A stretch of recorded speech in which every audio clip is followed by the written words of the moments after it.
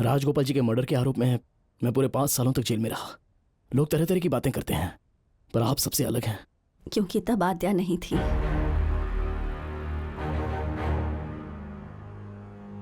आद्या? वो हमारी बेटी बनकर घर में आई थी।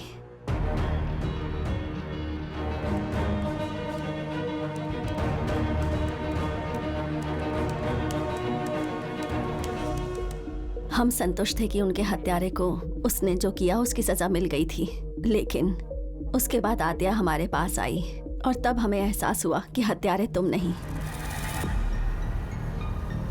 मेरे पति तुम जैसे लोगों के समर्थन में सरकार से लड़ रहे थे, लेकिन जब तुम जेल गए तो आद्या को लगा कि तुम्हारे और पापा के साथ अन्याय हो रहा है।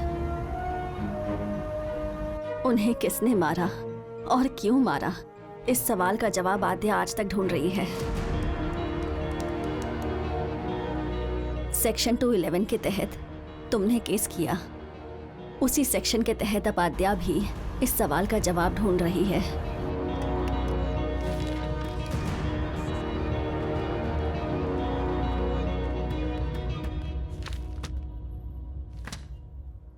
हे सूर्या, व्हाट टाइमिंग, तुम्हें ही कॉल करने वाली थी। मैं अभी राजगोपाल जी के घर से ही आ रहा हूँ। मेरी काफी तारीफ सुनी होगी फिर। Thanks lawyer. 211 सेक्शन शुरू करने के लिए थैंक यू सो मच। असली फाइट तो अब शुरू होगी। उसने झूठे बयान पेश करके 5 साल तुम्हें जेल में रखा। तुम्हारी जिंदगी के 5 साल वेस्ट हुए, इसलिए हम किशोर के खिलाफ केस फाइल करने वाले हैं। जरूर कीजिए, लेकिन थोड़े वक्त बाद कीजिए। अगर हमने 211 फाइल किया तो ये ब्रेकिंग न्यूज बन जाएगी और उसका दिमाग काम करने लग जाएगा। उसके रिएक्ट करने से पहले सारे सबूत इकट्ठा करने होंगे। सूर्या, कैसी बात कर रहे हो तुम? उन लोगों ने तुम्हें 5 साल फालतू में अंदर डाल दिया और अब तुम उनके खिलाफ केस करोगे। अगर केस हार गए तो वो तुम्हें जीने नहीं देंगे। प्लीज अब तुम इन सब मामलों से दूर रहो सूर्या, प्लीज। माँ और पापा के हत्यारों को मैं ऐसे ही भूल जाऊं? पापा की आखिरी ख्वाहिश भी मैं ऐसे ही भूल जाऊं? उसने मेरे माँ बाप को मार दिया, उसकी वजह से मैं अपना प्यार भी खो बैठा। मेरी पूरी लाइफ बर्बाद कर दी उसने। मुझ जैसे और भी कई लोग हैं जो अपने माँ बाप को खो चुके हैं और माँ बाप अपने बच्चों को खो चुके हैं। अब ये दोबारा किसी के साथ नहीं होना चाहिए। सभी ने सोच लिया कि मेरी जिंदगी खत्म हो गई, लेकिन ये अभी शुरुआत है। मैं तुम्हारे भलाई के लिए कह रहा हूँ सूर्या, प्लीज सूर्या, रहने दो। तो क्या अपना बदला भूल जाऊं? इंडियन पिनल कोड की धारा 211 हमें जीत दिलाएगी।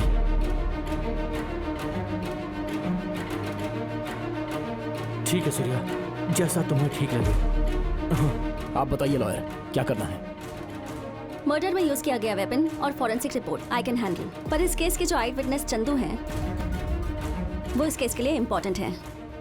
राइट, तो मैं उससे सच बुलवाऊंगा कि कैसे किशोर ने उसे लालच देकर उसे झूठ बोलने पर मजबूर किया था। मुझे मेरी रेगुलर वाली दो।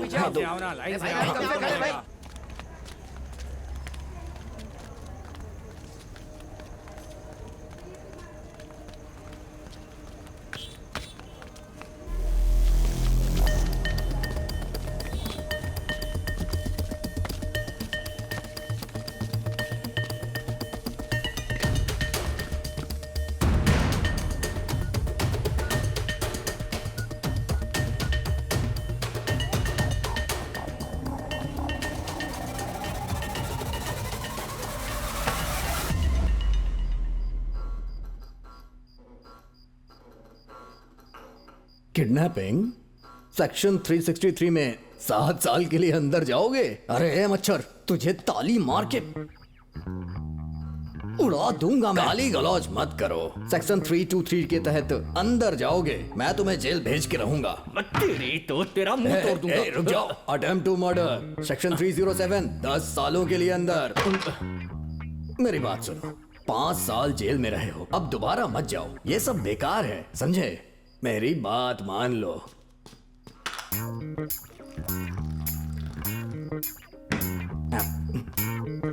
मुझे समझ में आ गया, तुम लोगों ने मेरी दुखती नस पर हाथ रख के मुझसे कुछ उगलवाना चाहते हो। नहीं नहीं, मैं नहीं पीऊंगा।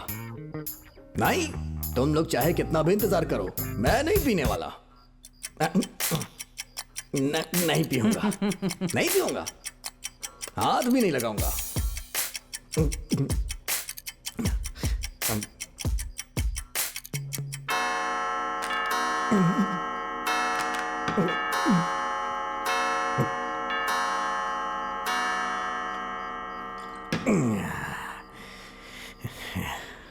किशोर बाबू राक्षस है। मेरे लिए मैं 10 सालों से उसके लिए काम कर रहा हूँ। हाँ, उन्हें मुझ पे बहुत भरोसा है। चाहे कैसा भी काम हो वो मुझे ही करने के लिए देते हैं।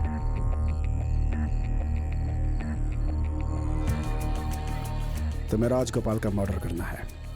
Okay sir. चंदो, हाँ, बोनस के तौर पर तुम्हारे ऊपर लगे सारे केस खत्म कर दूंगा। उसे मारने के बाद फैक्ट्री शेड में ही छुपे रहना। ठीक है सर। अगर कोई जरूरत पड़ी तो चंदू संभाल लेगा। ठीक है, चलो। चंदू सर। मैंने सुना है कि शिवराम कल चौक पे धरना देने का प्लान कर रहा है। भू माफिया नागेंद्र को अरेस्ट करो। भू माफिया नागेंद्र को मिनिमम 2 लोग जाने चाहिए, मैक्सिमम कितने भी हो सकते हैं। खून बहना ही चाहिए। भू माफिया नागेंद्र को अरेस्ट करो। भू माफिया नागेंद्र को अरेस्ट करो। भू माफिया नागेंद्र को अरेस्ट भू करो। माफिया नागेंद्र को अरेस्ट करो। भू माफिया नागेंद्र को अरेस्ट भू करो। माफिया नागेंद्र को अरेस्ट करो। भू माफिया नागेंद्र को अरेस्ट भू करो। माफिया नागेंद्र को अरेस्ट भू करो। माफिया नागेंद्र को अरेस्ट भू करो। माफिया नागेंद्र को मैं उसे देख नहीं पाऊंगा। अरे सुनो। उसी रात उन दोनों ने राजगोपाल जी का खून कर दिया।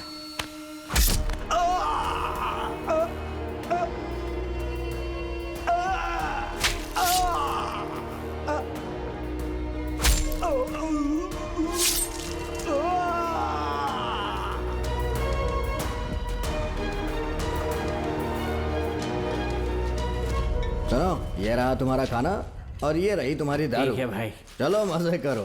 अंकल, पिछले 3 दिन से आप हमें दारू और खाना खिला रहे हो। आज आपको भी पीनी पड़ेगी। मेरी कैपेसिटी सिर्फ 4 पैक की है। अगर मैंने ज्यादा पी ले तो मेरे अंदर का नेक इंसान जग उठता है।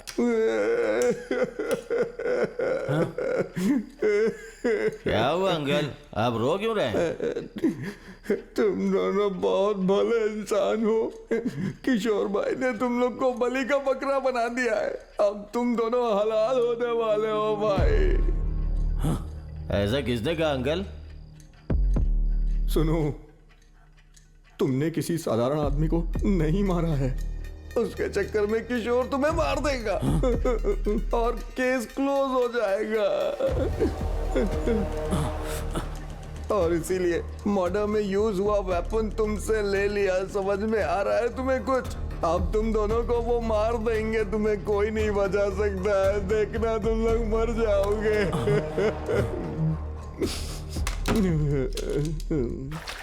उस रात वो दोनों वहां से भाग गए। हेलो, क्या हुआ चंदू? फोन रख बेवकूफ।